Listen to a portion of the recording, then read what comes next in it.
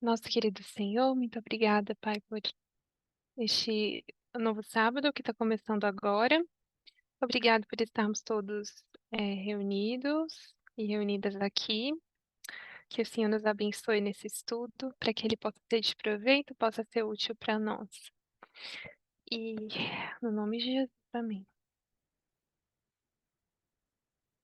Então, gente, sejam. Espero que vocês se sintam todos bem-vindos, bem-vindas, e vamos começar com o nosso estudo. Então, é, menopausa e perimenopausa. Para começar, esses nomes podem dar um pouquinho de confusão na nossa cabeça, porque é, as pessoas dizem assim: ah, eu estou na menopausa, né? E tantas outras coisas que a gente escuta por aí, né? Acabam confundindo a gente.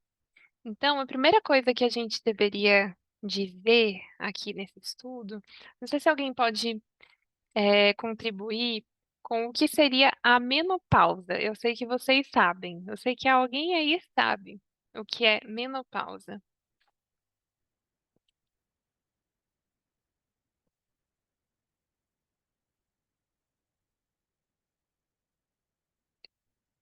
Tá. Ei, Meno... Carol, Oi. ei, Carol, é, a menopausa é um ano, é aquele período que a mulher passa de 12 meses sem ter a menstruação. Então, a menopausa, na verdade, ela é conhecida reverso, né? Você só sabe que passou pela menopausa depois que você ficou 12 meses, né? 12 ciclos sem menstruar. Isso. Depois de isso. Só quero chamar atenção para uma coisinha que você falou que é um pouquinho diferente, que Hum. você falou que a menopausa é um período de um ano. Na verdade, a menopausa é a data, né, Uhum, que a gente fixa depois de ter passado por um ano sem menstruar. Igual você disse, né? uhum, Então, você uhum, tá lá, menstruando de 2022, né? uhum, Depois de 2 meses, você fica sem menstruar, é, 2, 3 meses sem menstruar e menstrua. Ainda não foi a menopausa. A menopausa, igual você disse, só vai ser, né, se você deixou de menstruar dia 20 de março de 2022 e dia 20 de março de 2023, você não teve nenhuma outra episódio de menstruação, então sim, aí, olhando para trás, essa foi a menopausa. Mas por que que eu fui um pouco criteriosa com você quando você falou de período? Porque é aí que tá. É, o período, né? Todos esses eventos que ocorrem em volta dessa data, que é a menopausa, a gente pode chamar de perimenopausa ou também podemos chamar de climatério. E eu vou mostrar para vocês aqui ah, esse gráficozinho para a gente entender mais ou menos de que se trata. Então, esse livro aqui foi o que eu usei para preparar a nossa aula de hoje. Ele é um livro chamado Nossos Corpos por Nós Mesmas. Ele é uma tradução brasileira eh, de um livro, né, clássico feminista que o Parminder indicou para nós já há alguns meses, né, acho que mais de ano atrás. E ele é realmente muito bom. A versão dele brasileira, a última, ele tem mais de 1.000 páginas, né? Não é um livro barato, mas a gente vai tratando sobre os temas dele aqui, tá? Gabriel, você tem comentário? Sim, ainda sobre menopausa, o que me ajuda a entender, né, de que se trata é entender a palavra, né, e quando a gente procura, né, qual a etimologia de menopausa, é que primeira parte de menopausa, men, que se refere a mês, né, então realmente quando esse ciclo, né, de mensal, quando ele se entra numa pausa, quando ele encerra, né? Então, é daí que vem essa palavra, pelo que eu entendi, né? Quando há uma Isso, pausa desse ciclo mensal. exato. Olha só, a gente tem aqui um gráfico e a gente viu aqui, né? É, a gente tem aqui tá, primeiramente, né? Quando a gente fala de perimenopausa, né, o climatério, a gente está falando sobre uma fase de transição, tá?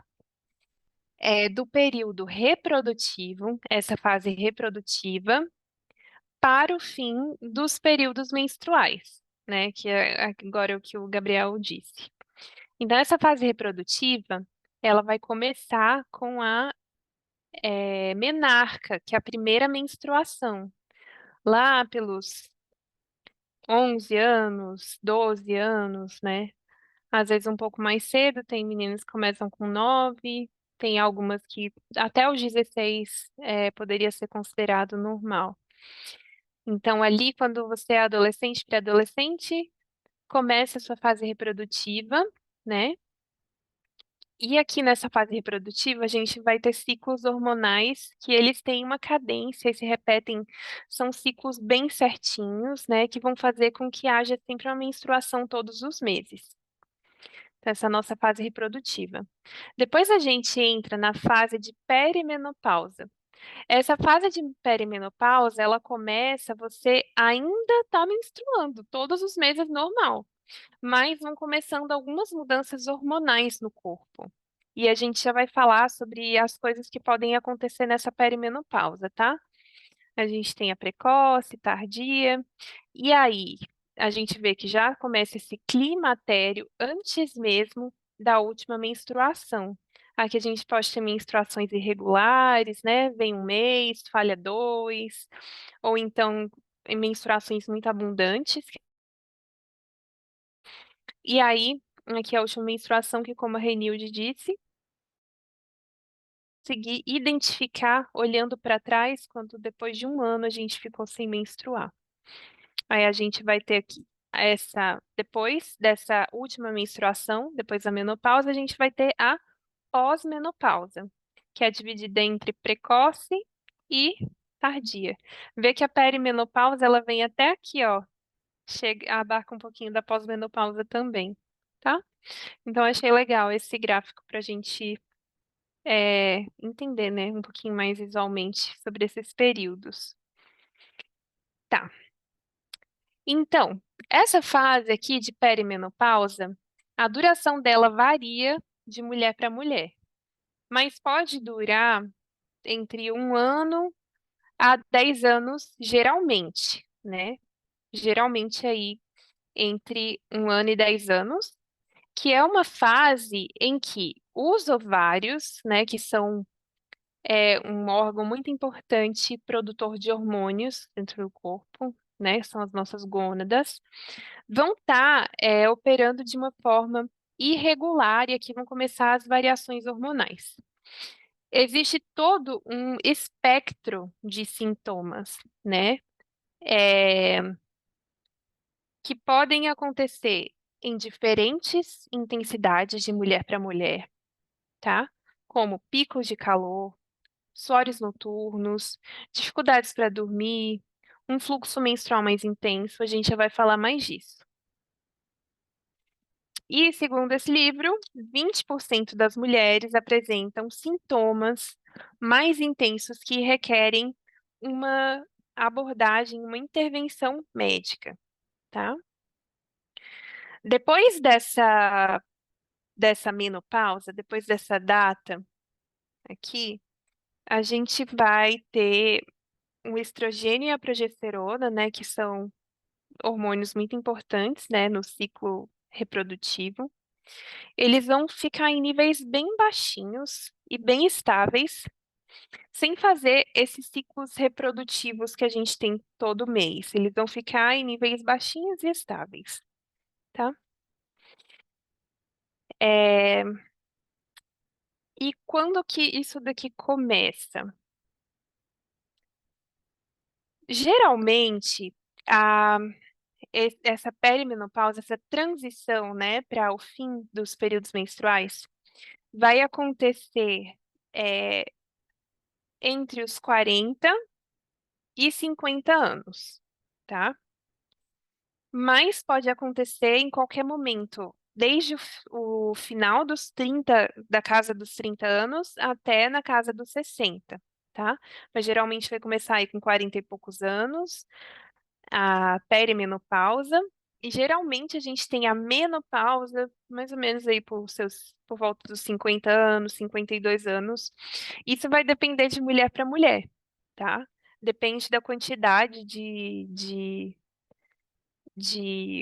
de ovos que você tem, né? A gente já nasce com a quantidade de ovocitos pré-estabelecida e a gente vai perdendo uma quantidade desses ovocitos todos os meses com a menstruação, com o ciclo menstrual. Então, meio que já quando você nasce, já está mais ou menos aí determinado qual vai ser a duração da sua menacme, que é o que a gente, outro nome que a gente dá para essa vida reprodutiva, tá? Geralmente, as fumantes podem começar mais cedo com essa transição para menopausa, tá? Para a gente ter uma estimativa de mais ou menos quando vai ser a nossa, dá para a gente perguntar para nossa mãe com quantos anos ela teve a menopausa dela, mas isso varia, é só uma estimativa, tá? E também não dá muito para a gente confiar em medidas hormonais nesse período, porque o ovário ele está funcionando já de uma maneira assim tão irregular que essas mudanças, essas variações hormonais podem acontecer, inclusive num período de 24 horas. Então não dá para a gente se guiar por hormônios, né, do sangue. Os hormônios eles servem mais, por exemplo, para uma mulher que está tendo uma menopausa, que assim, que parou de menstruar, né? Tipo, eu tenho 30 anos, parei de menstruar. E aí, vão fazer vários exames. Primeira causa de uma mulher que não está menstruando é uma gravidez. Tem que descartar uma gravidez, tem que ver se tem problemas na tireoide, né? São uma série de diagnósticos diferenciais e um deles é uma menopausa precoce. Aí, nesse caso, seria interessante pedir um nível de LH, né, para ver se o que aconteceu ali foi uma insuficiência do ovário, por exemplo. Mas o que que a gente pode é, observar são sintomas, né, que podem sugerir que você esteja entrando na menopausa, além de olhar para a história ginecológica da sua mãe, tá? Alguns sintomas que podem sugerir que você está na perimenopausa são esses, ó. Você pode ter fluxos menstruais mais longos ou mais intensos, né? Tem mulheres que podem ficar menstruando durante 10 dias no mês, ou então aumenta muito o fluxo que você tem que ficar trocando de absorvente o tempo todo, ou então você vai observar coágulos, né, na sua menstruação, que também são um sinal de que o fluxo está mais intenso. Você pode ter ciclos menstruais mais curtos. A gente conta o nosso ciclo menstrual do primeiro dia em que a gente menstrua. Então, se eu comecei a menstruar hoje, essa vai ser a minha data de última menstruação, né? Hoje. E aí, quando eu menstruar de novo, eu vou contar a partir do primeiro dia também de menstruação, que é quando a gente tem o fluxo maior. Às vezes acontece né, vem um sanguezinho pouquinho, e aí depois tem realmente aquele sangramento. É quando acontece esse sangramento que a gente começa a contar. Então, os ciclos menstruais mais curtos significa que eles vão estar, né, com uma frequência maior. Tem mulheres que às vezes reclamam porque elas estão menstruando 2 vezes no mês, né? Cada 14 dias, ou seja, imagina, você menstruou hoje, ficou 7 dias menstruada, e aí depois de 10 dias você já começa um novo ciclo. Então, para quem tem esse ciclo encurtado, pode ser realmente muito chato, porque você fica a maioria do tempo sangrando. Outro, outro sintoma que pode acontecer são seios, né, mais doloridos, mais inchados, aparecer algum nódulozinho, interrupções do sono repentinas, pode haver o aumento das cólicas menstruais, pode ter episódios de suores noturno, principalmente perto do ciclo menstrual, aumento ou surgimento de enxaquecas, o surgimento ou aumento de variações de humor ou perimenstruais. Isso eu coloquei uma interrogação porque é um pouco controverso e a gente vai falar sobre isso. Ou então ganho de peso sem mudança de hábitos. Como a gente vê, tudo isso aqui pode ser. é, Tem muitos diagnósticos diferenciais para cada um desses sintomas, né? Então, seria importante você sempre estar sendo acompanhado por um médico ou uma médica, né? E comentando dos sintomas que você tem para poder fazer o diagnóstico diferencial com outras condições. A gente também vai falar um pouquinho mais disso. E eu quero aproveitar esse ponto de interrogação aqui sobre as variações de humor para dizer para vocês de que esse estudo vai ser, na verdade, uma introdução ao que é perimenopausa e menopausa, tá? O que eu estou abordando desse livro Nossos Corpos por Nós Mesmas é um estudo é um capítulo que se chama Idade Madura. Na verdade, é uma porção do livro que se chama Idade Madura. E o assunto é tão extenso assim que eu acho que não vai dar, na verdade, não vai dar para a gente falar sobre tudo hoje. Depois a gente ainda vai falar sobre a terapia de reposição hormonal em outro estudo e sobre a questão das variações de humor, tá? Que é um assunto bastante controverso. É, e hoje a gente vai ficar mais sobre os sinais e sintomas que podem estar presentes na perimenopausa e algumas abordagens que a gente pode fazer, principalmente as abordagens não farmacológicas, que podem aliviar esse período, e também colocar a mulher, né, essa mulher que está passando pela perimenopausa, que é uma mulher de meia idade, no seu contexto socioeconômico e todas as outras questões que estão acontecendo com ela nesse período, que também vão ter influência sobre como essa mulher está vivenciando essas mudanças, essa transição pela que ela está passando, tá bom? Então,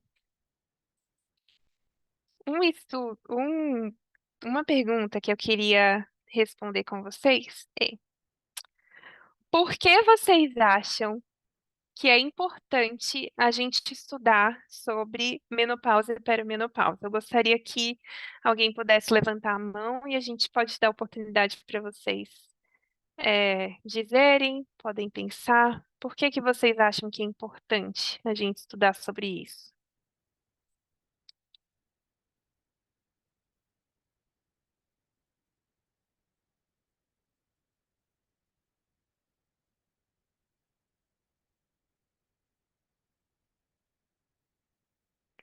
Gabi? Imagino que seja importante, né, você ter uma noção o que está, possivelmente o que está vindo, né, nos próximos meses, anos, que essas coisas não venham de surpresa, né, e talvez te deixem mais preocupado do que é necessário, né? Como você diz, todos esses sintomas podem ter outras causas também, né? Mas se você sabe que nos próximos anos certas alterações podem ocorrer, né? De repente tira um pouco a sua preocupação de estar ocorrendo talvez outra alteração, né, na sua saúde. Exato, verdade. No caso, para que nós, como mulheres, estejamos informadas, né? E a informação faz a gente tomar boas decisões com relação à nossa saúde.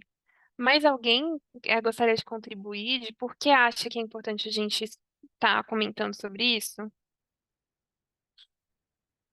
Rê, por que você acha que é importante a gente estudar sobre menopausa e Eu perimenopausa? já ia levantar a mão, não deu nem tempo.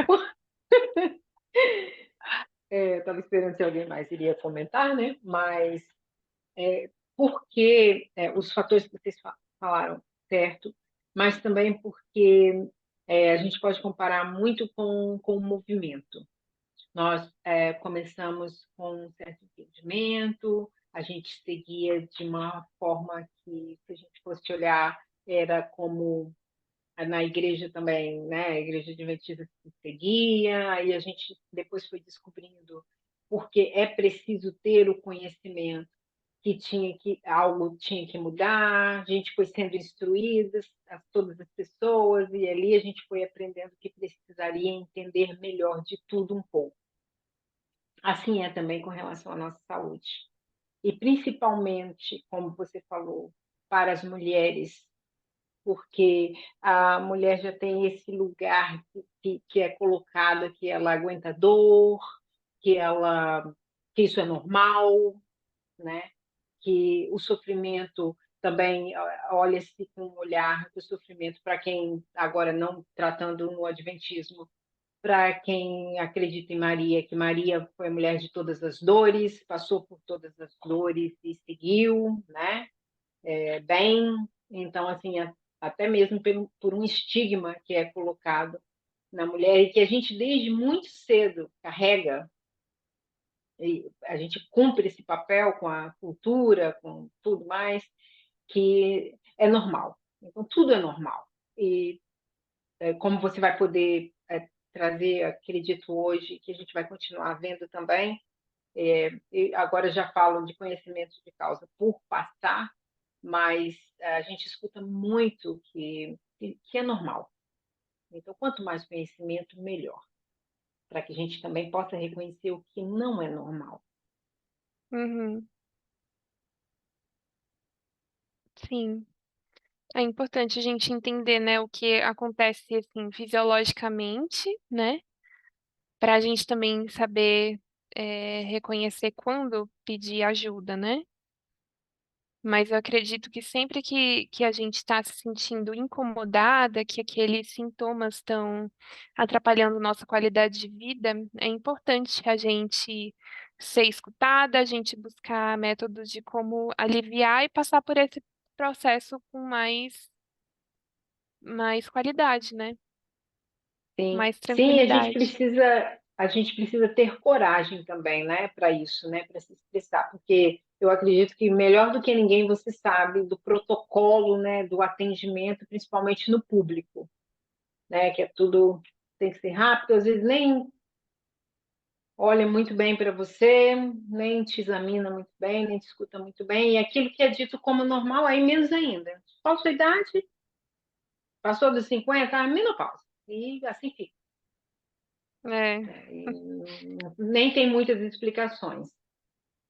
Então, quanto mais conhecimento, quanto mais a gente se imbuir de informações, melhor, até para a gente também mudar essa cultura, esse tratamento com relação à mulher. verdade, Rê, obrigada. Uhum. Gabi, você quer falar mais alguma coisa? Sim, eu acho que para casais, não?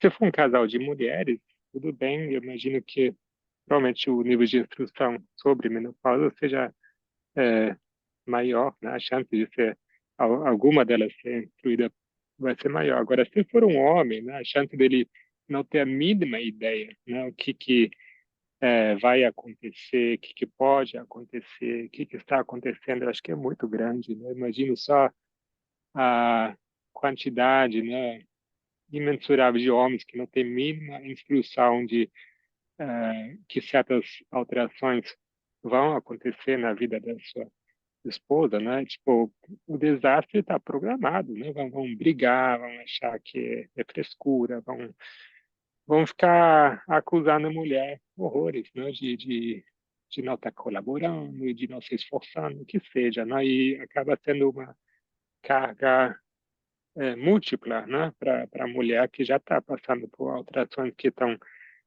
exigindo do corpo dela, né, e ainda contar com um marido que simplesmente poderia estar instruído também, mas não busca informações, né? Eu acho que acaba aumentando, né, essa carga dessa fase. Sim, verdade. Obrigada. Então, vamos continuar. Olha, um, um outro motivo que eu trouxe para gente é o envelhecimento, né? Como nós citamos, né, aqui, esses eventos, né, da perimenopausa, da menopausa, da finalização dos ciclos reprodutivos femininos, são eventos que fazem parte de um ciclo normal da vida, fazem parte do envelhecimento, tá? E o fim do ciclo reprodutivo feminino é somente um dos vários aspectos do envelhecer, né? Acontece com mulheres de meia idade, não são mulheres idosas, né? Mas aqui é um período que está cheio de mudanças físicas, de mudanças cronológicas, de mudanças biológicas, né? Que é o que a gente está falando hoje, de mudanças psíquicas, de mudanças sociais também. Se a gente pegar esse gráfico aqui, ele não está representando exatamente os dados que eu estou falando, mas é para a gente ter uma ideia. Ó, em 1940, 42% das pessoas que moravam no Brasil eram jovens, ou seja, pessoas com menos de 15 anos. Já os idosos, aqueles com 60 anos ou mais, só representavam 2,5% da população. Então, na década de 40, 42% de jovens e 2% de idosos. Quando a gente vem para 2010, a gente tem 24% de jovens e 10% de idosos. Ou seja, quadriplicou o número de idosos, né? Em 2010, a gente já tinha mais de 10 milhões de pessoas com mais de 60 anos no Brasil.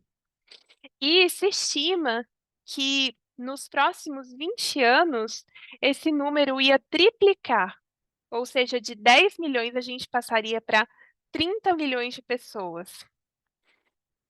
Então, o quanto é importante a gente falar sobre o envelhecimento, porque a maioria de nós vamos passar 1/3 da nossa vida na pós-menopausa. Ou, em alguns casos, né, para aquelas mulheres que deixam de menstruar mais cedo, talvez a metade da vida você vai passar na pós-menopausa. Então, esses sintomas vão acompanhar, né, a maior parte das mulheres. E a gente vai ter que saber lidar com isso, né? Quando a gente fala, então, da perimenopausa, a gente tem que pensar no contexto físico, né? Essas mulheres, muitas vezes, elas também têm doenças crônicas, né? Por exemplo, hipertensão, doença coronariana, às vezes uma sequela de AVC, doenças osteomusculares, né? Tem aquele problema na coluna, problema no joelho, são coisas que vão aparecendo com o passar do tempo. Problemas pulmonares, alguma demência, né? Depois para, assim, mais à frente, né? Que pode acontecer também. Então, esses são coisas que andam junto com esses sintomas de perimenopausa, então sempre fica um pouquinho mais complexo. Por isso que a gente tem que ter uma visão muito completa da mulher e não olhar só para essas questões biológicas que a gente vai estar comentando aqui hoje. Outra coisa também que a gente tem que levar muito em consideração é o contexto sociocultural. O fim da etapa reprodutiva da mulher pode significar muitas coisas. Para algumas mulheres, pode ser um alívio, né? Não ter mais que menstruar, não ter que mais que lidar com cólicas menstruais. Às vezes tem mulheres que têm enxaqueca relacionada a essas cólicas menstruais, enfim. Só que para outras também pode ser uma tristeza, né? Para aquelas mulheres que tinham a esperança de ter um filho, que tinham esse sonho, também pode ser complicado. nessa idade aí entre os seus 40 e 50 anos, né? Muitas responsabilidades profissionais, ou então a gente pode ver também mulheres com dificuldade de entrar no mercado de trabalho, mulheres tendo que é, mulheres tendo que entrar, que tendo que lidar com filhos que estão entrando na idade adulta, mulheres que estão cuidando dos pais idosos, né? Então, é uma série de eventos que estão acontecendo, né? E é uma oportunidade para que se repense a vida, como a gente investe no nosso tempo, nos nossos relacionamentos,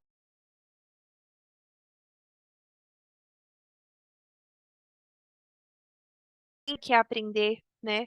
E como você pode cuidar melhor de si mesma daqui para frente.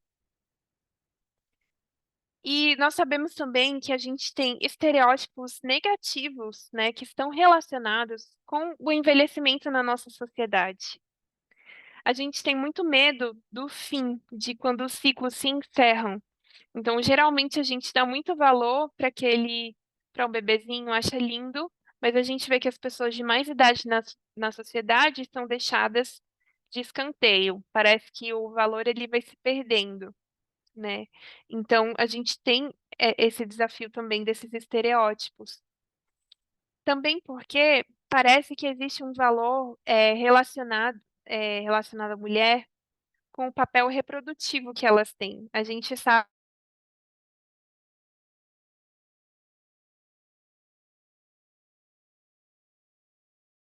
que é, que como que se você não for mãe, a sua vida vai ser incompleta e coisas do tipo. Então, é como que a nossa sociedade valoriza essa mulher que tem esse poder reprodutivo. A gente também enfrenta, na meia-idade, padrões de beleza machistas.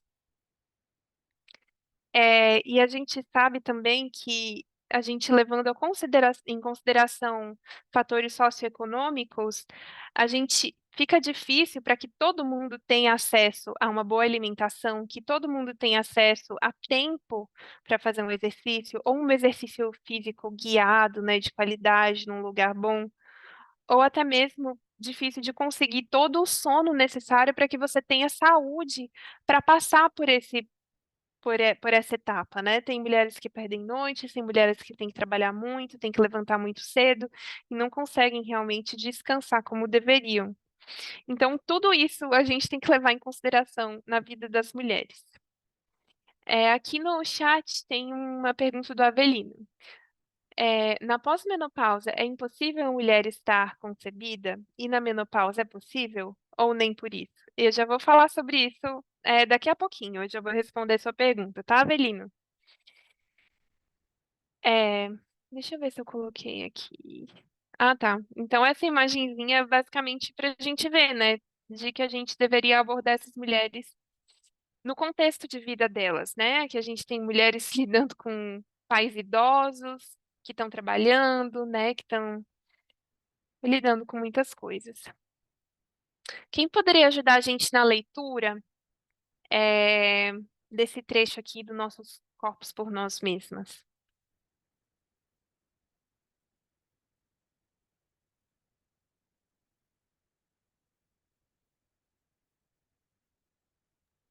Posso, posso ler? Pode ler.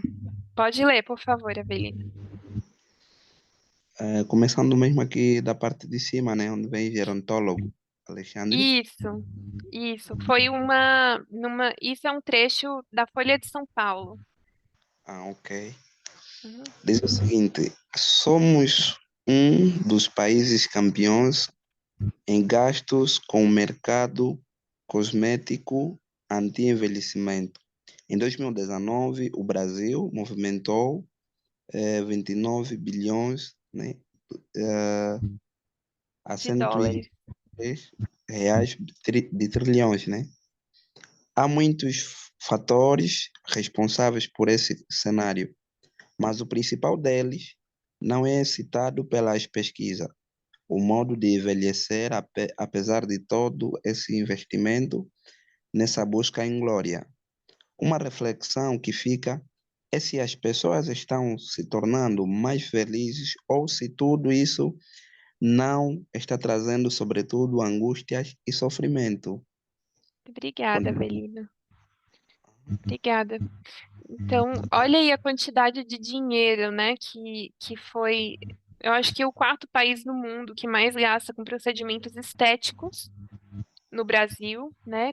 Agora nós temos o Botox preventivo e todos esses padrões estéticos que recaem sobre as mulheres, né?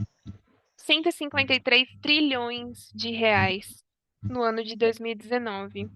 E tudo isso relacionado a um medo de envelhecer, né?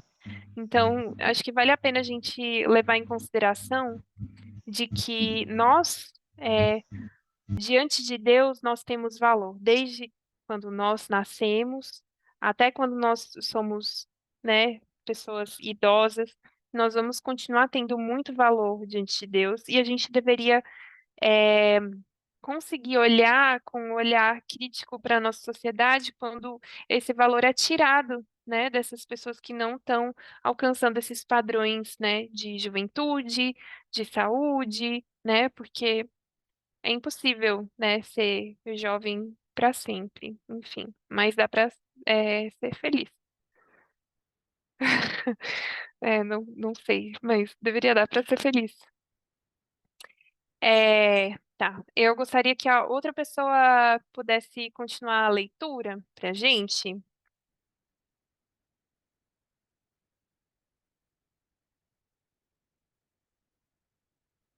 Diana, você pode ler pra gente? Oi, posso sim. É a Obrigada. realidade, né? Isso. A realidade social, caracterizada por sexismo, machismo e descriminalizações, baseada na aparência e nas marcas da idade, pode fazer com que as mulheres tenham mais dificuldade de lidar com as mudanças sexuais e reprodutivas naturais à meia-idade. Pode continuar. Precisamos nos educar em relação à transição menopáusica e desenvolver uma perspectiva crítica de modo a resistir aos padrões culturais que nos cercam.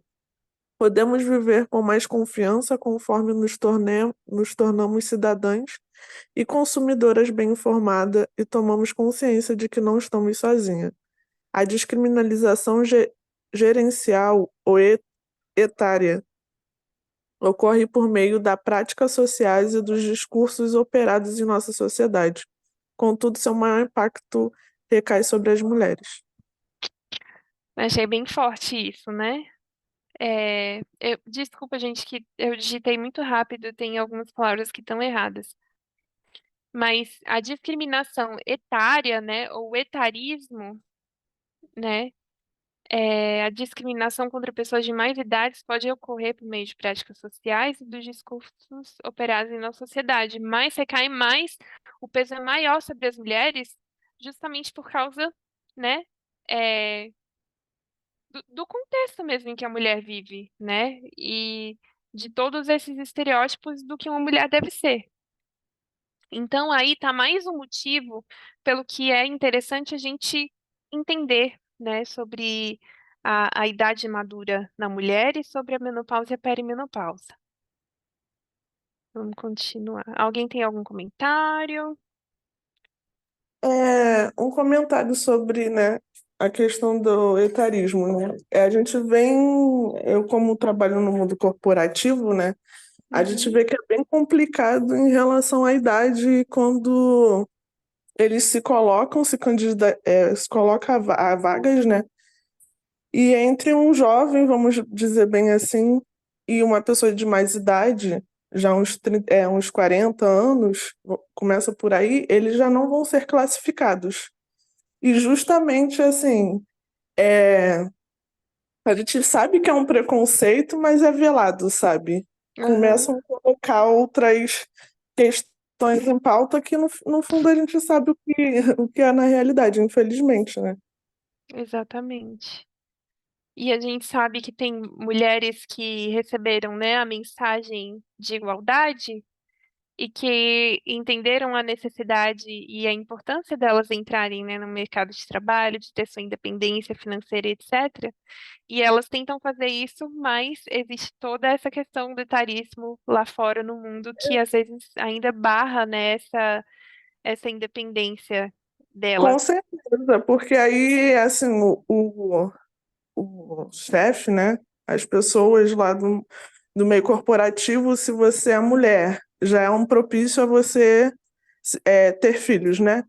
E isso para muitas pessoas já é um impedimento, porque ter filhos acaba que em algum momento a pessoa vai se ausentar por doença, tanto dela quanto do filho, ou quando entrar em licença maternidade, ela fica ausente por uma grande parte de tempo.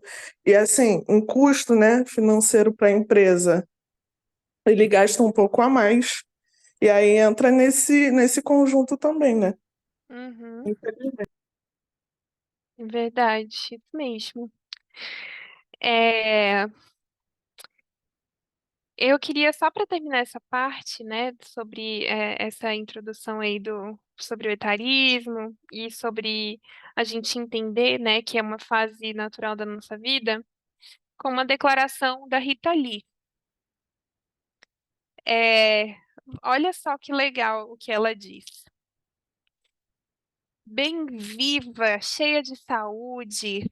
Às vezes a coluna grita, mas não posso reclamar. E linda, com seus cabelos grisalhos, ela está em paz.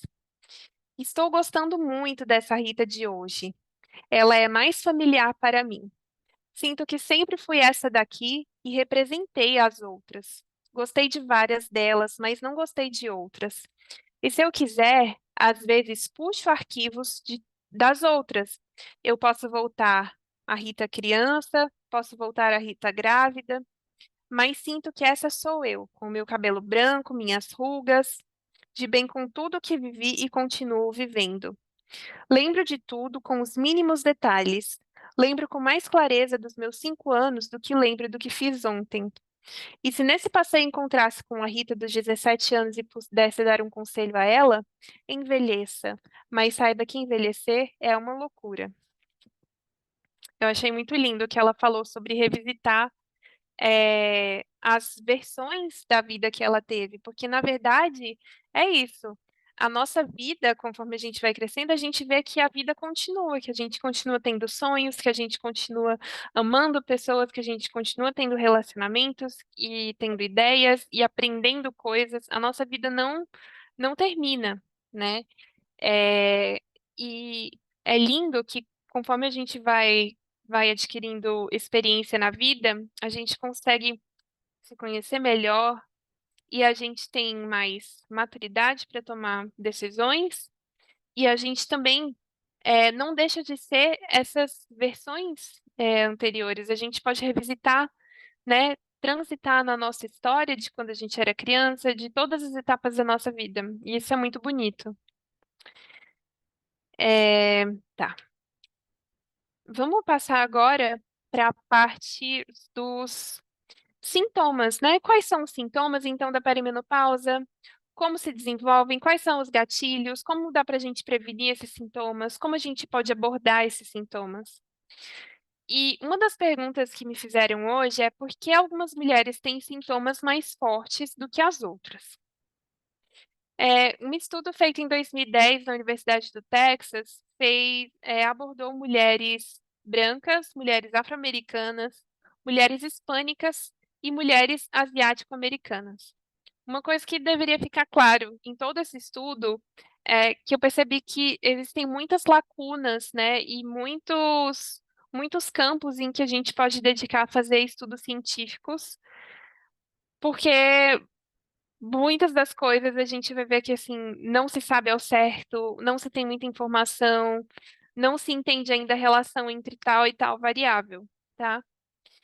Mas o que esse estudo observou foi que que mulheres brancas elas reclamavam mais de questões sobre humor e sobre memória, que mulheres afro-americanas reclamavam mais sobre os picos de calor que as mulheres asiático-americanas, né, aquelas descendentes de japoneses, de chineses, elas tinham menos sintomas de menopausa em geral.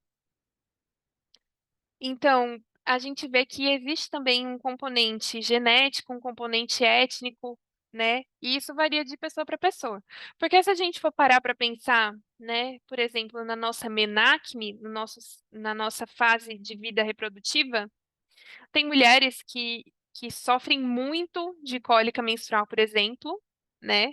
Tem mulheres que têm cólicas menstruais a ponto de ter que tomar remédio na veia e que chegam a vomitar de tanta dor que sentem e que ficam de cama. E tem mulheres que têm uma dor menstrual muito leve e que podem mesmo não tomar nenhum remédio e continuar fazendo suas coisas.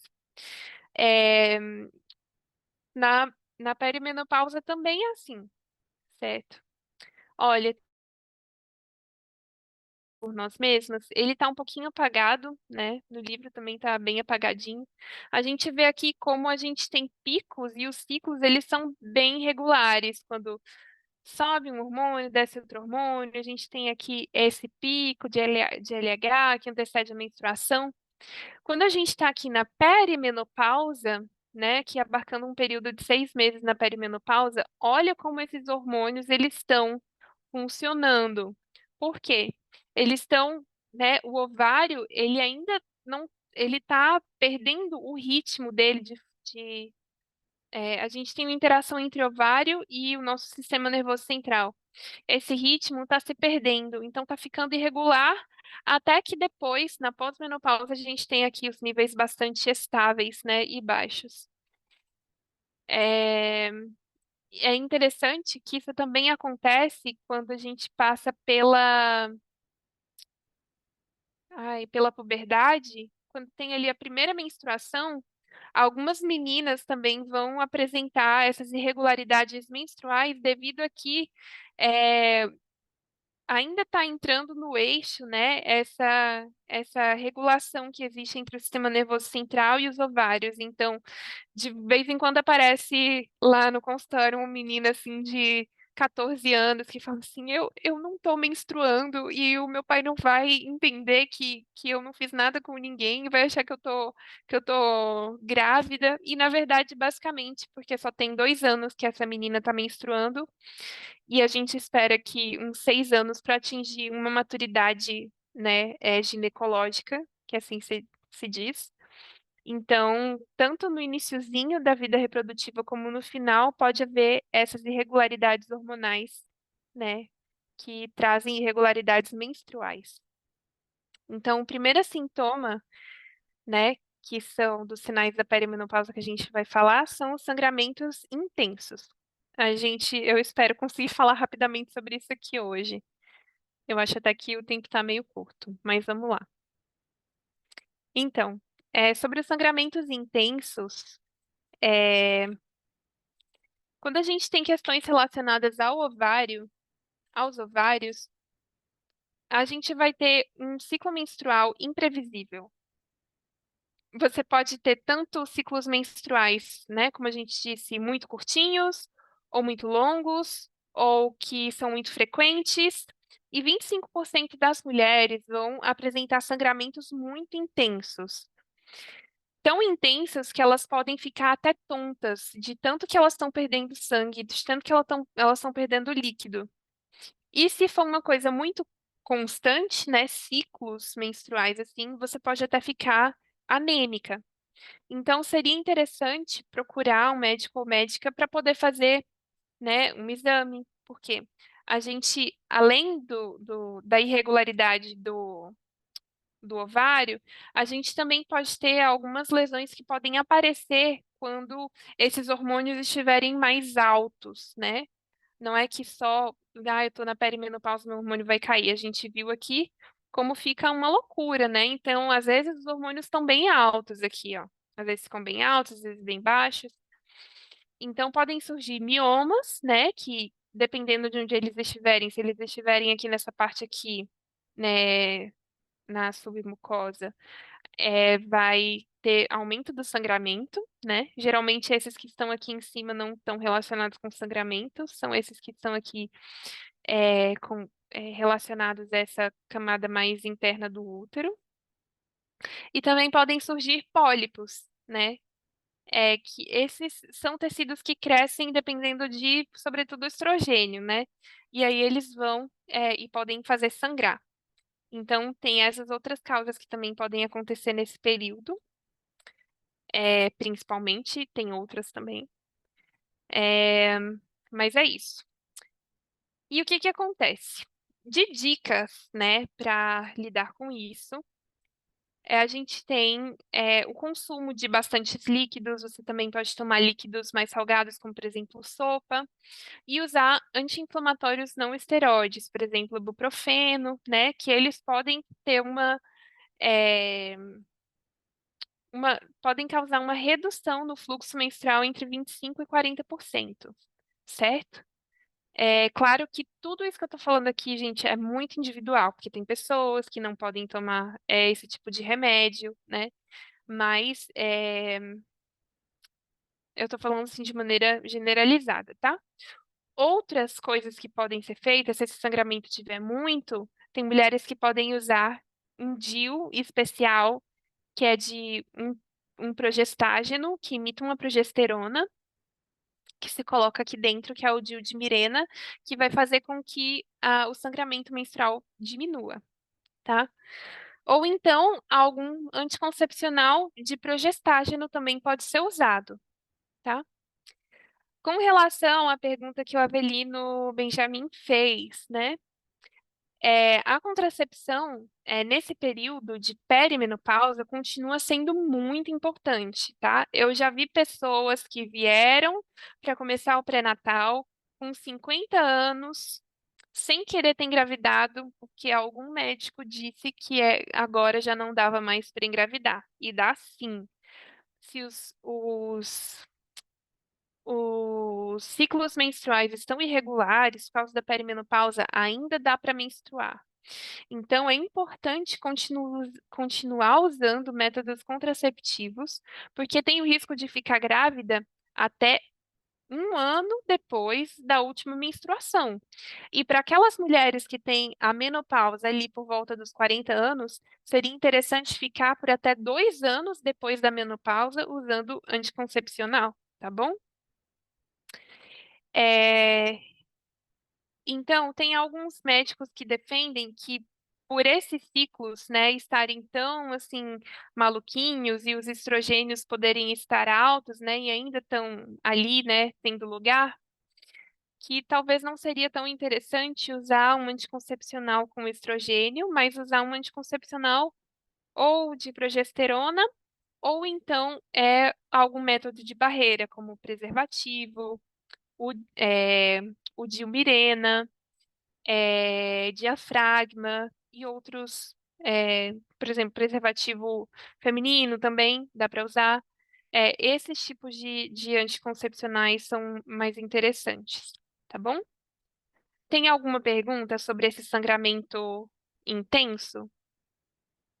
Vasectomia, obrigada, Gabi, realmente muito bom essa opção também.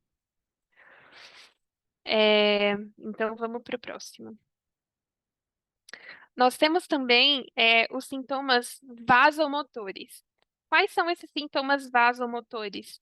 A gente tem as ondas de calor, né, os fogachos, e a gente tem os suores noturnos. 20 a 30% das mulheres não têm sintomas vasomotores. As outras, elas podem ter esses calores, né, que elas conseguem manejar sem medicamento, mas tem mulheres que têm sintomas muito intensos, né, e que isso deveria ser trazido à consulta, né, para combinar com seu médico ou médica qual seria o melhor tratamento para lidar com esses sintomas vasomotores.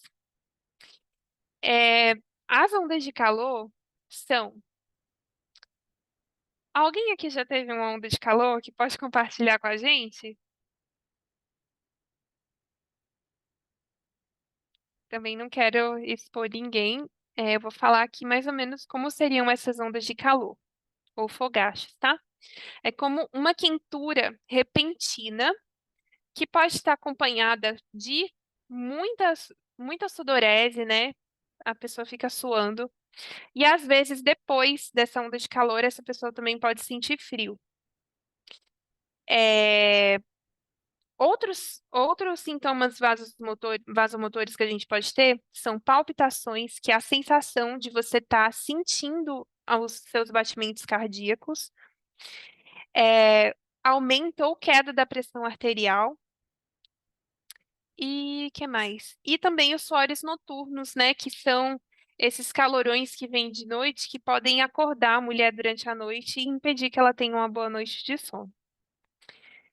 Existem teorias, né, primeiramente, de que existe uma mudança no mecanismo de controle do cérebro, é, em relação à temperatura corporal. É como que o nosso sistema nervoso, ele tem um limiar, né, tanto para cima como para baixo, de que, bom, aqui a partir dessa temperatura eu vou começar a suar muito para poder acalmar e reduzir a temperatura corporal.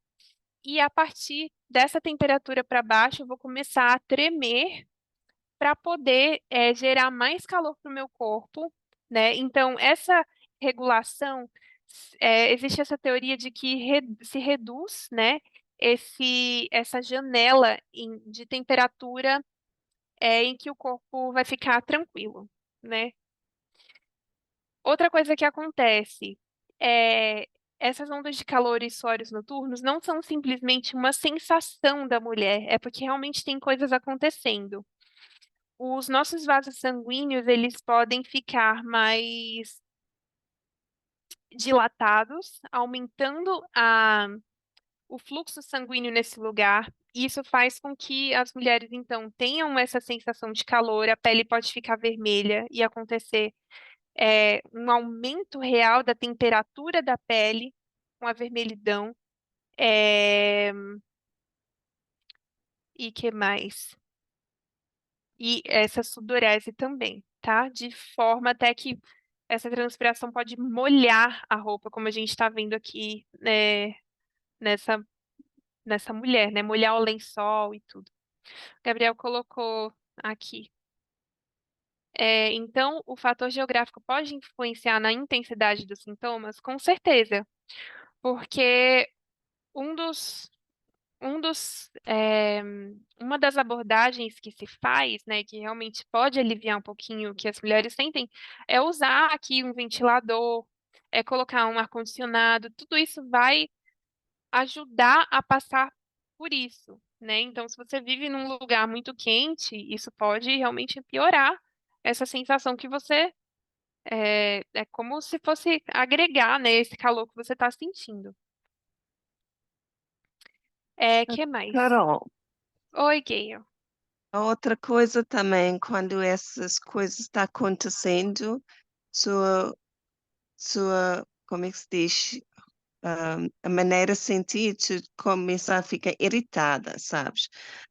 Isso bem, normalmente, de repente não quer falar com ninguém, tu, seu corpo fica tão, sabes, a condição, eu nem sei explicar, mas o teu humor muda completamente. Tu não isso tu nem consegue controlar, então pessoas não compreendem, sabes? Então realmente muito complicado, muita coisa está acontecendo nesse momento da calor. Então, o teu Uhum. corpo reage de maneira nem nós própria consegue controlar isso. Exatamente. Porque é uma coisa muito irritante, digamos, e ainda mais quando isso é recorrente. Chega um momento que você não aguenta mais. Quem é que consegue ficar feliz com dor de cabeça? Quem que consegue ficar feliz com vontade de vomitar ou com uma cólica menstrual? Obviamente que com os sintomas físicos que nós temos vão acabar influenciando no nosso humor. E uma mulher que tá passando por isso, ela não vai estar, tipo, paz e amor e tá tudo legal, né? Realmente é muito. Tem mulheres que elas podem ficar angustiadas, né? Com uma sensação. Isso pode gerar uma ansiedade grande nas mulheres, né? Tristeza, irritação, né? Igual a Gayle disse. E tem fatores associados com a maior intensidade desses fogachos, né? Tabagismo, a depender dos níveis hormonais, que são níveis, né, muito particulares também. O IMC, estudos mostram que mulheres que têm um índice, de massa corporal mais elevado, têm mais gordura estocada, têm mais dificuldade de liberar o calor. Então, também se diz que a perda de peso ajuda a aliviar esses sintomas da menopausa. Pessoas com laqueadura tubária, pessoas que fizeram menopausa cirúrgica e afrodescendentes também podem sofrer mais desses sintomas vasomotores. Existem algumas dicas que eu vou compartilhar com vocês que podem diminuir esses calores. Isso é na página 803 do nosso Corpos por Nós Mesmos. Olha, se essas ondas de calor incomodam, coisas que podem ser feitas. Usar mais peças de roupas leves, porque a depender, de onde você estiver, se você tiver mais camadas, você pode tirar ou colocar de acordo com aquilo que você está sentindo, a temperatura que você está sentindo. Outra coisa importante, conhecer os gatilhos, né, que podem estar iniciando esses sintomas. Por exemplo, comidas picantes, bebidas quentes, o álcool, cafeína, momentos de ansiedade, tudo isso pode ser gatilhos para esses sintomas de calor aparecerem. Carregar sempre uma garrafinha com água, estar se hidratando bastante, ventilar os ambientes com ventiladores, umidificadores de ar, pode usar alguma toalha molhada, né? Ou então ar-condicionado. Evitar o estresse, saber como manejar o estresse, que também pode ser um gatilho para esses sintomas. Como, por exemplo, se pode usar a respiração abdominal, se pode usar a meditação, né? Quando esses sintomas começarem para tentar aliviar, se eles são relacionados com ansiedade ou com estresse. Fazer atividade física, se recomenda que pelo menos 30 minutos ao dia, 5 vezes na semana, para ter efeitos, né, de melhorar esses fogachos. Usar sacos de gelo, né, fazer compressas frias, você pode usar compressa fria também no travesseiro. E lavar, né, as mãos, os pulsos, atrás da orelha com água fria quando você tiver uma onda de calor para ajudar a refrescar um pouco mais. E para aquelas mulheres que fumam, deixar de fumar seria indicado também, tá? Existem os fitoestrógenos, que são compostos, né, de estrogênios naturais, que não se sabe exatamente, não se tem exatamente uma comprovação científica de que eles sejam seguros para uso a longo prazo, e se indica que eles são mais seguros e melhores quando são consumidos em uma comida e não um suplemento. Por exemplo, você vai consumir a soja, que tem esses fitoestrógenos, então é melhor do que os suplementos, tá bom? Do que pílulas.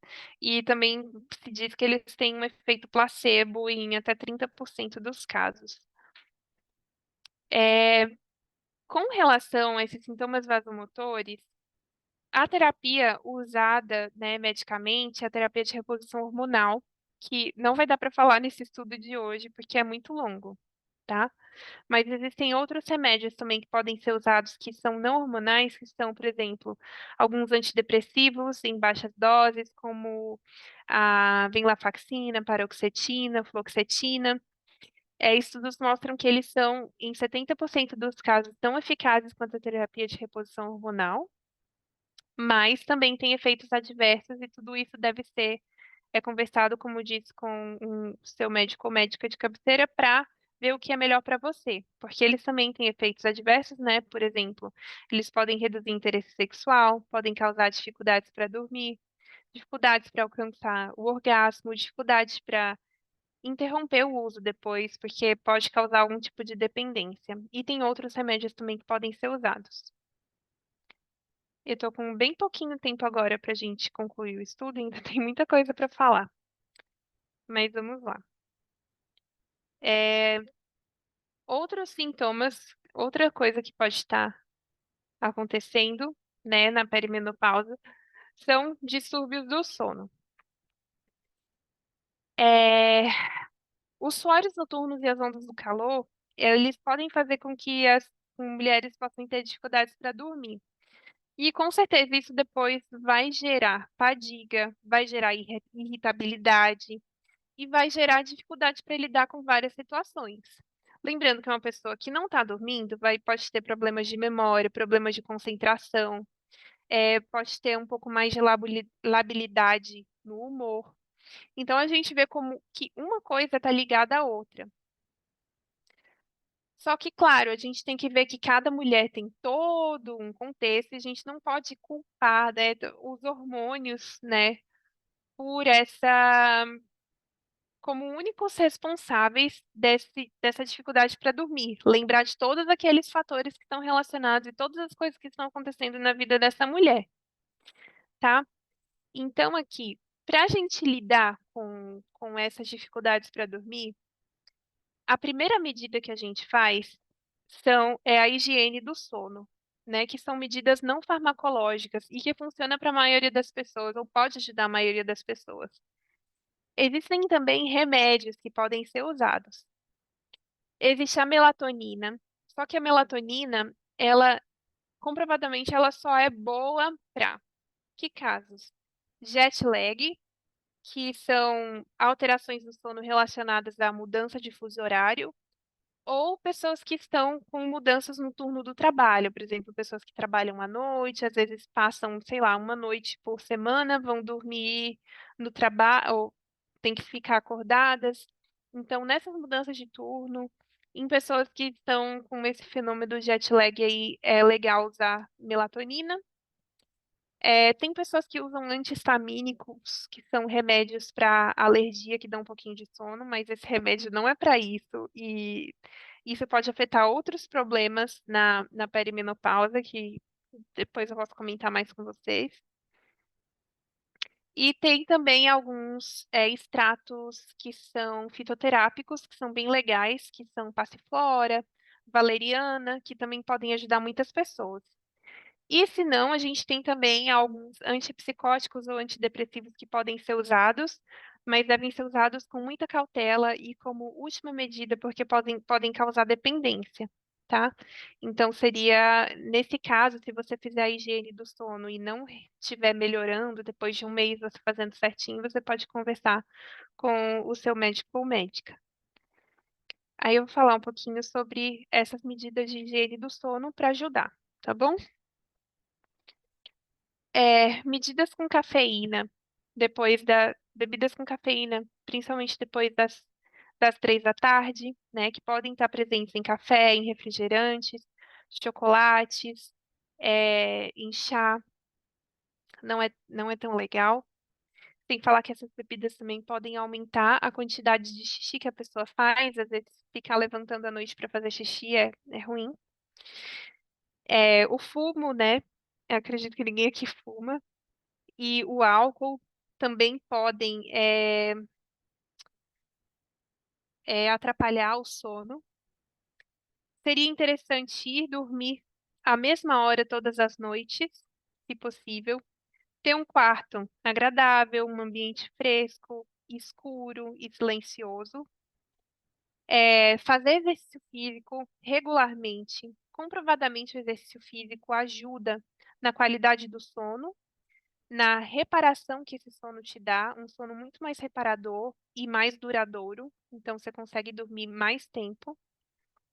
Tomar um banhozinho quente antes de dormir, escutar músicas, né, dependendo da música, ou fazer uma leitura agradável antes de dormir, ou alguma outra coisa que te traga prazer e relaxamento antes de dormir. Se você não tiver nenhuma alergia, você pode usar também alguns borrifadores com essência de camomila ou de lavanda, que também ajudam o quarto a ficar bem agradável. E você pode também usar tampões auriculares para impedir o som, ou então aquelas máscaras para poder deixar tudo mais escurinho. É, Próximo.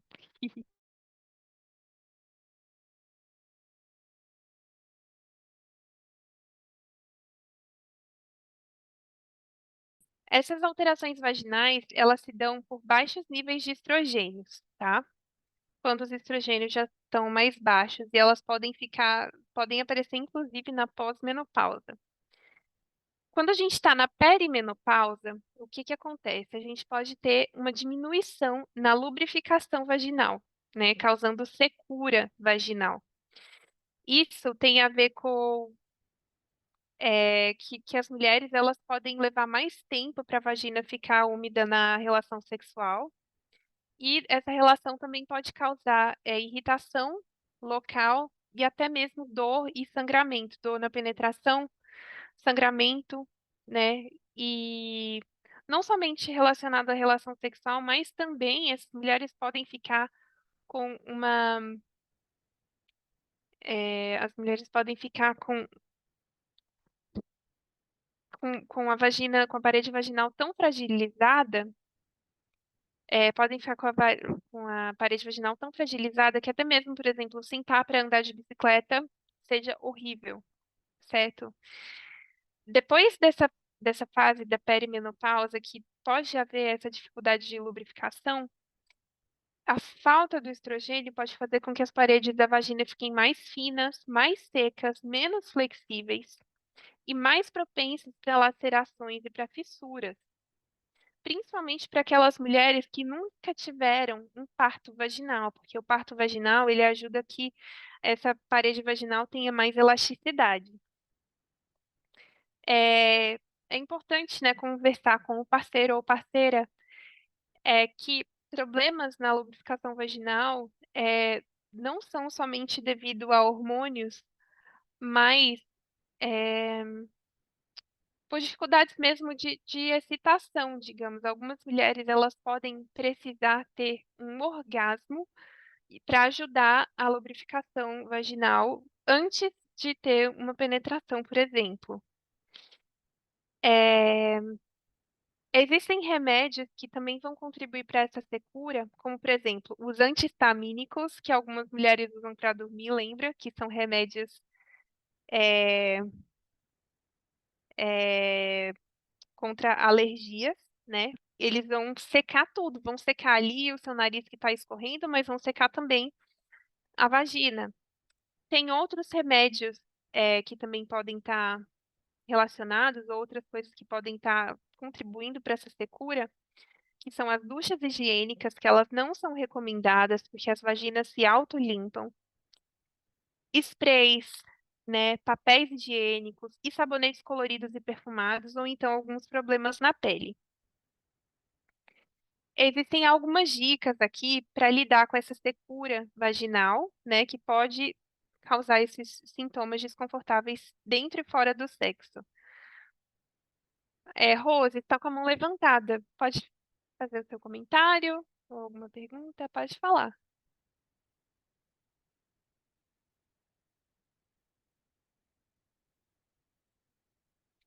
Seu microfone está fechado, tá? A gente não está te escutando. Ei, Carol, Oi. eu queria trazer o assunto sobre o que a Gayle trouxe, da, dessa irritabilidade, etc.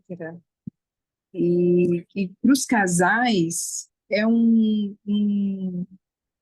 problema que precisa ser visto pelos homens. Isso é urgente, né? A gente está tendo a informação e a gente precisa buscar sobre também, porque senão fica um peso só sobre a mulher, né? Porque as mulheres, a menopausa está começando com 35 anos hoje. Tem mulheres que o início, né? Não a menopausa, É, está começando com 35 anos. E os homens, eles, eles vão passar por esse processo aos 60, 70 e até 80 anos. No caso da mulher, um casal, por exemplo, a mulher está com 45, o homem está com 45 também, um exemplo. Então, nesse período, essa mulher ela está inflexível, impaciente, irritadiça, né? Ela está tendo os sintomas, ela não quer afeto, né?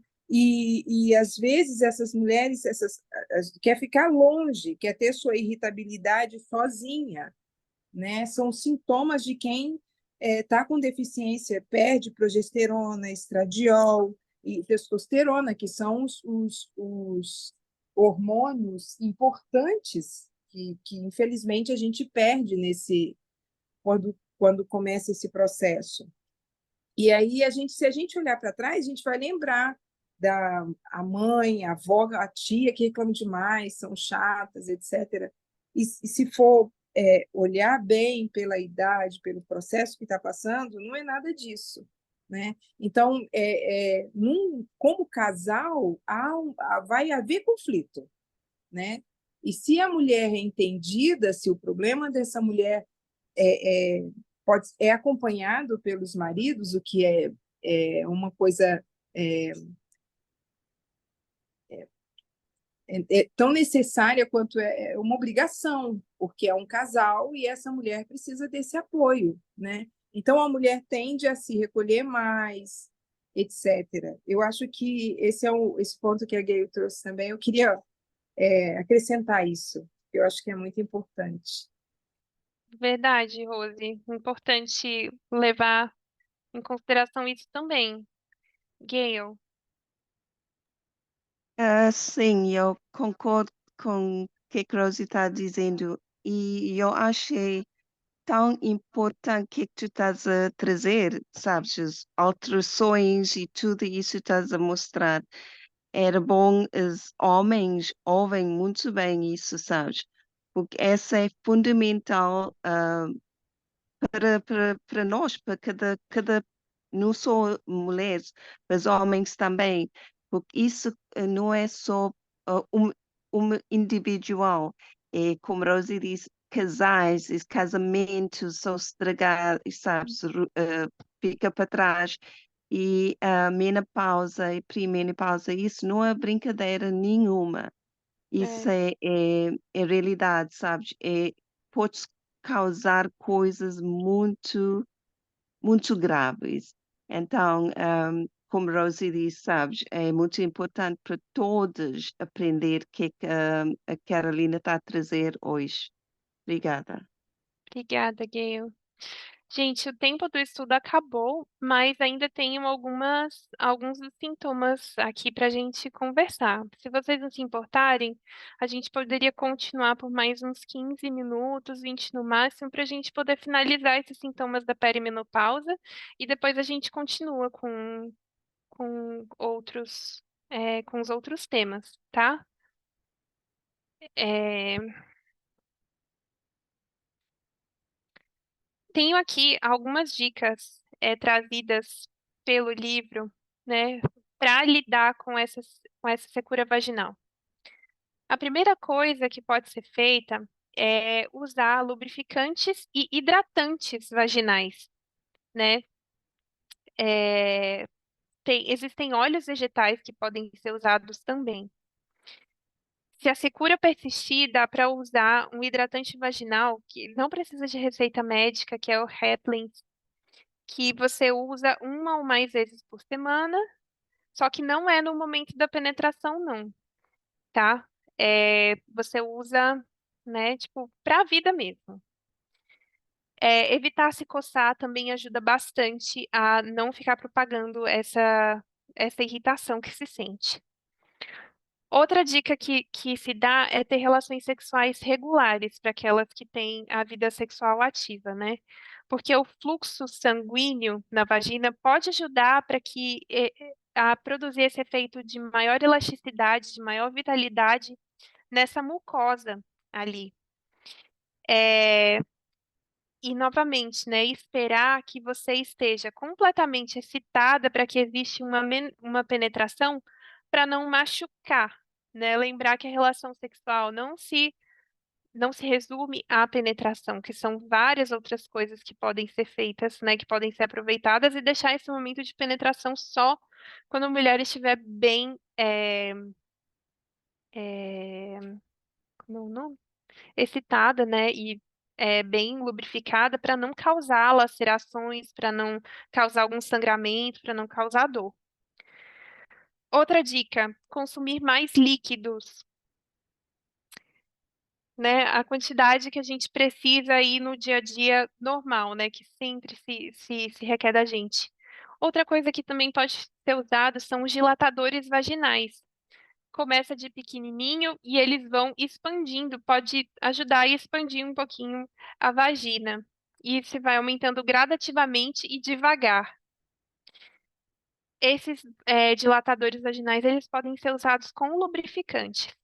Mas se essas estratégias não forem suficientes, também existem as técnicas de estrogênios locais, que são usados em baixas doses, tá? Se as mulheres têm a queixa somente de queixas vaginais locais da vagina, se podem usar os estrogênios locais. Eles têm uma absorção eh, sistêmica pequena e eles vão dar bastante alívio e qualidade de vida. Uma das perguntas que fizeram para mim é se o Premarin ele é disponibilizado no SUS. E sim, né? Esses estrogênios locais eles também estão disponíveis no SUS, tá? Tem anéis, né? Tem o Estring, que é um anel de estrogênio que pode ser usado. Tem comprimidos vaginais e tem cremes vaginais de estradiol e Premarin, que são estrogênios conjugados que também podem ser usados, tá? Esse creme, o anel, ele é bastante seguro, ele tem uma liberação de estrogênio bem baixinha. E o creme vaginal é só colocar na pontinha do dedo e colocar na entrada da vagina, é, que já é o suficiente, tá? Não precisa usar aplicador para colocar, porque quando coloca com o aplicador, vai em uma quantidade muito grande e aí a quantidade de estrogênio que o seu corpo absorve é muito maior. Então, só um pouquinho assim no dedo e coloca ali na entrada da vagina e dá tudo certo. Rose, você tem uma contribuição?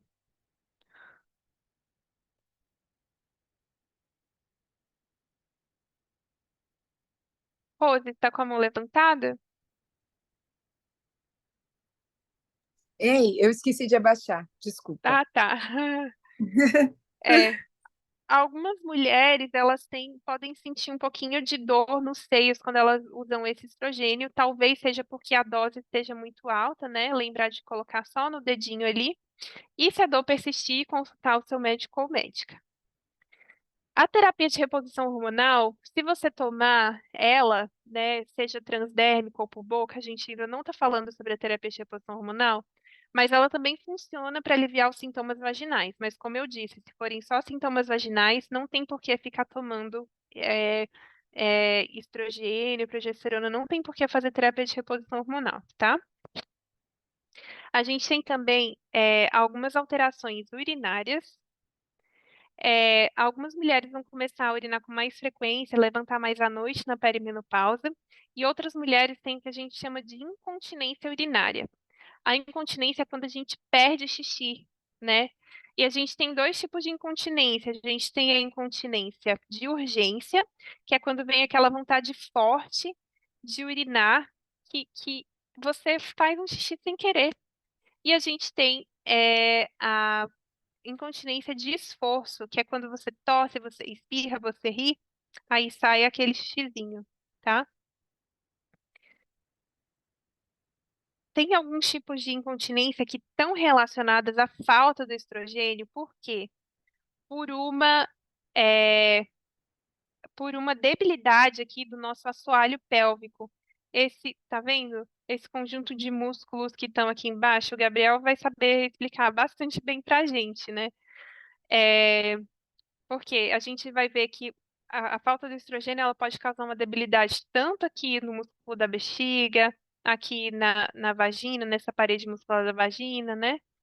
E também aqui no assoalho pélvico. Mas nem todas as incontinências são por causa da falta de estrogênio, tá? Outras coisas que podem causar incontinência, né? Algumas bebidas que contêm cafeína, como a gente disse. Vitamina C também pode causar uma urgência miccional e às vezes até incontinência. E a gente vê que mulheres que têm a mobilidade reduzida podem estar muito afetadas com isso. Às vezes você não consegue levantar tão rápido de uma cadeira, né? Uma mulher ali que tem uma fratura do quadril, que tem um problema na coluna, que não consegue se mover direito, acaba fazendo xixi, isso é bastante constrangedor. Que mais? Outra coisa, se você está tendo urgência miccional, é importante também passar por uma consulta para ver se você não está tendo ali uma infecção de urina, tá? Que também é um sintoma que pode acontecer. Algumas dicas para lidar com essa incontinência urinária número 1, são os exercícios de Kegel, que são exercícios em que se faz a contração ali, né? Você pode estar fazendo isso lá embaixo, com a sua musculatura ali. Você vai sentir da vulva, da vagina e até mesmo da região perianal, que você pode fazer isso várias vezes durante o dia, faz ali 15, 20 vezes. Eu estou fazendo agora no mesmo momento e ninguém vai estar percebendo, sabe? Então, isso é bem legal para poder ajudar. Você também pode procurar um fisioterapeuta, uma fisioterapeuta pélvica, que pode te ajudar com esses exercícios. Também pode ser feito treinamentos de bexiga, que é assim, você tem o pompoarismo também, que é outra coisa. O pompoarismo, ele se faz com, quer ver, é como um conjunto de vibradores, né, que são inseridos na região da vagina, e aí se fazem esses exercícios, né? Existem pessoas que fazem isso para poder ajudar na parte sexual, mas também na parte do fortalecimento desse assoalho pélvico também é muito importante. É uma técnica que esse fisioterapeuta pode usar para melhorar essa força dessa musculatura, tá? É, Algumas mulheres, às vezes por procedimentos ginecológicos ou porque tiveram muitos partos, elas também podem ter uma debilidade mais importante dessa parede vaginal e precisam dessa cirurgia de períneo. É importante para as mulheres buscarem alguém que seja especialista em uroginecologia. Ginecologia ou urologia talvez não sejam tão especializados nesse problema da mulher, mas existe uma subespecialidade nova dentro da ginecologia, que é a uroginecologia, que é o profissional mais adequado para atender isso, tá? Que mais? Esses treinamentos de bexiga são assim, você faz xixi a cada 2 horas, mesmo sem você estar com vontade, você vai no banheiro e depois você vai aumentando esses espaços de meia em meia hora para poder você educar a sua bexiga. Os estrogênios vaginais, em alguns casos, também podem ajudar, tá? Gente, tá acabando. Eu sei que tá bem rápido, mas tá acabando. Porque eu não queria deixar alguma coisa picada para o próximo estudo, tá? Porque falta bem pouquinho. É, Com relação ao desejo e à satisfação sexual, não é uma queixa universal de todas as mulheres. Inclusive, tem mulheres que referem que sentem mais desejo sexual depois de ter passado pela menopausa. Essa questão sexual, ela é bem delicada porque ela é multifatorial, sabe? É, Mas de que forma que a perimenopausa, a menopausa podem acabar influenciando? Porque se você não tem uma lubrificação suficiente e aquela relação sexual não está sendo agradável para você, você não vai ter tanta vontade. Ainda mais se seu parceiro ou parceira não tem essa paciência de entender o seu tempo e de que talvez vocês tenham que explorar outras coisas.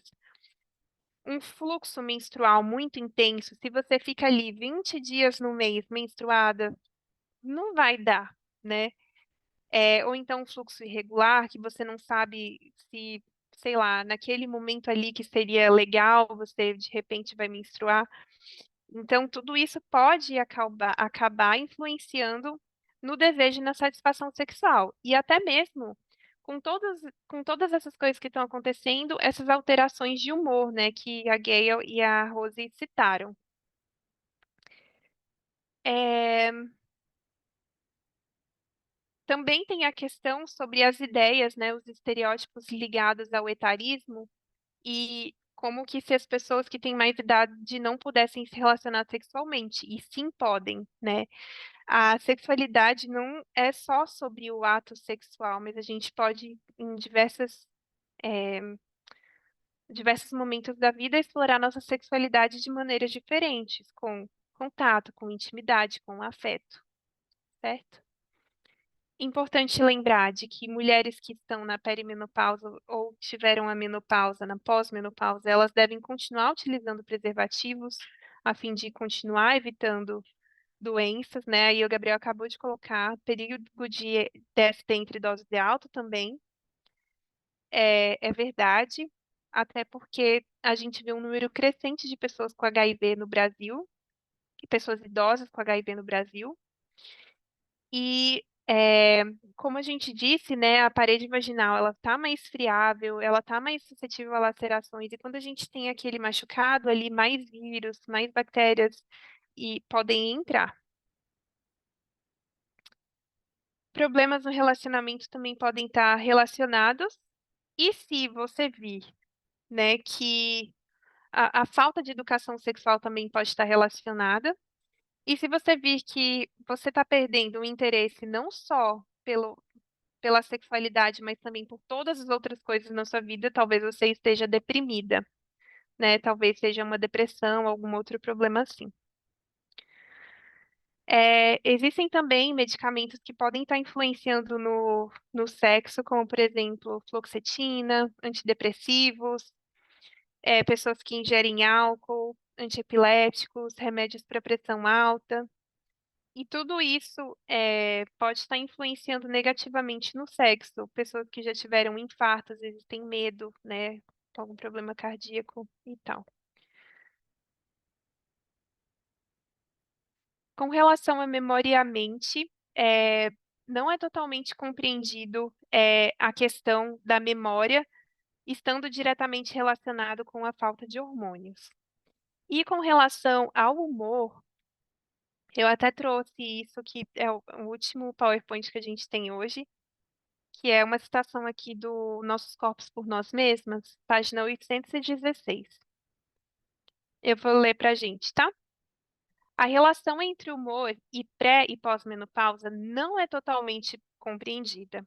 Embora as campanhas publicitárias de empresas farmacêuticas divulguem os efeitos positivos da terapia hormonal no humor, dados da WHI, que é a Iniciativa de Saúde para a Saúde das Mulheres, mostraram que as combinações mais prescritas de estrogênios e progesterona oral, do ponto de vista clínico, não tiveram um efeito significativo geral na vida das mulheres, na sua saúde mental ou nos sintomas depressivos, pelo menos em média.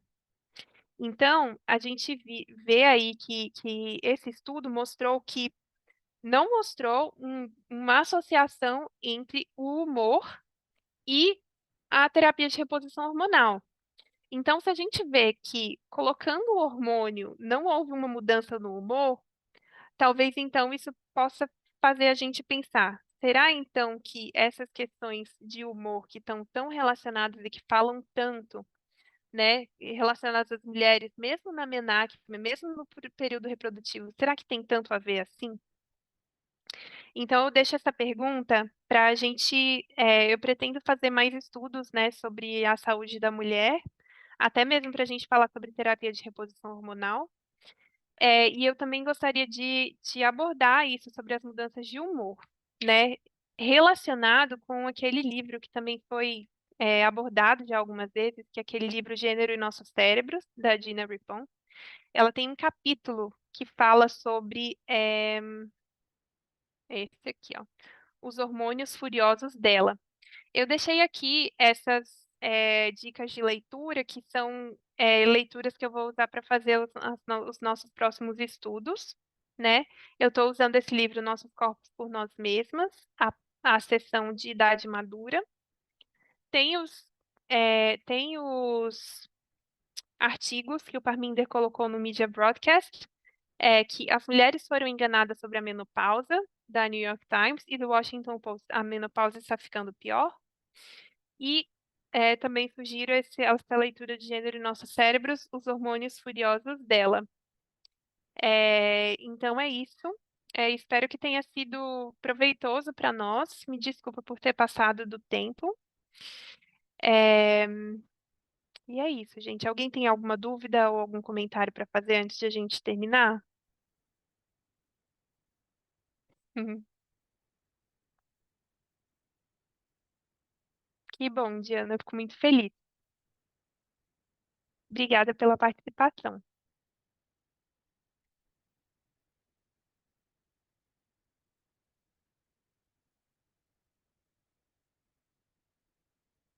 Então, vamos orar para finalizar? Será que alguém gostaria de acompanhar a gente em oração?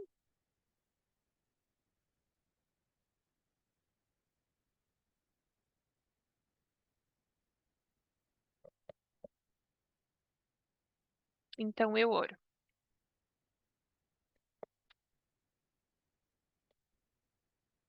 Querido Deus, muito obrigada, Senhor, por toda a instrução que o Senhor tem nos dado. Que o Senhor nos ajude a olhar para a idade madura e para as pessoas que estão, todos nós que estamos envelhecendo, que nós possamos olhar para o envelhecimento com mais carinho e com mais preparo. Que o Senhor nos ajude a ser efetivos no nosso preparo e nas nossas ações para acolher eh, as mudanças que ocorrem no nosso corpo com relação ao envelhecimento e para que nós não venhamos a desconsiderar os sintomas que são relatados pelas mulheres que estão passando por esse período de perimenopausa, né, e das dificuldades que podem vir, né, não somente por essas questões biológicas, mas por todo o contexto em que nós vivemos. Que o Senhor nos abençoe para que nós possamos estudar, para que nós possamos amar uns aos outros de maneira efetiva. E que o Senhor abençoe a cada uma das pessoas aqui presentes, Senhor, para que nós possamos ter um sábado agradável na tua presença, que nós possamos aprender. Te pedimos também pela campal que está acontecendo agora com a Terry e com o Parminder, para que seja muito abençoado. Obrigada, Senhor, pelo teu amor, pelo teu cuidado, no nome de Jesus. Amém.